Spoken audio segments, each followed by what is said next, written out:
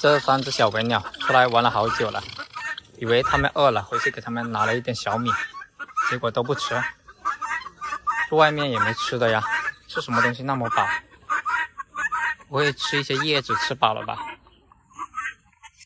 又飞到这棵番石榴树上了，它们就在附近这几棵树飞来飞去玩，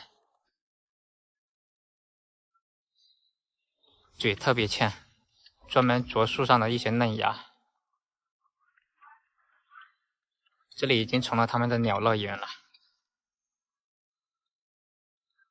又都飞到地上了，偶尔又飞到地上去捡吃的，就看他们在地上不停的捡吃的，也没看到有吃的，都是一些泥巴、沙子，可能是捡沙子吃吧，他们需要吃一些沙子有助消化的。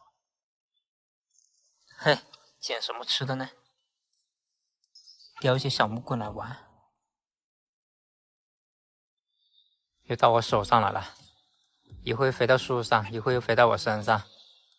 这3只小家伙还是很粘人的，没白养啊，没长毛就开始守卫了，辛辛苦苦把它们喂那么大，没白养，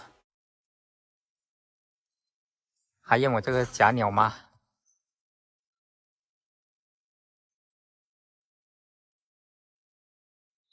飞累了就喜欢蹲在我手上，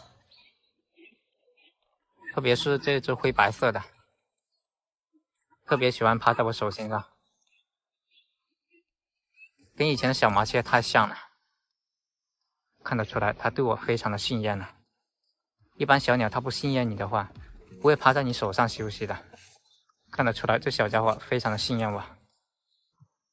3只里面我最喜欢的就是这一只，也是最亲人的一只，不能怪我喜欢它，谁叫它这么亲人呢？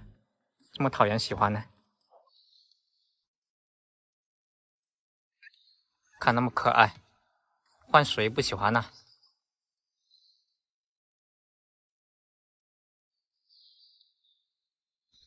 来摸一下，嘿，还让摸呢。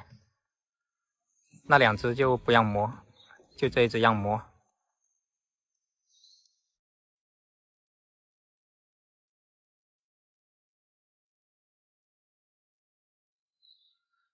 来，过去跟他俩一起玩吧。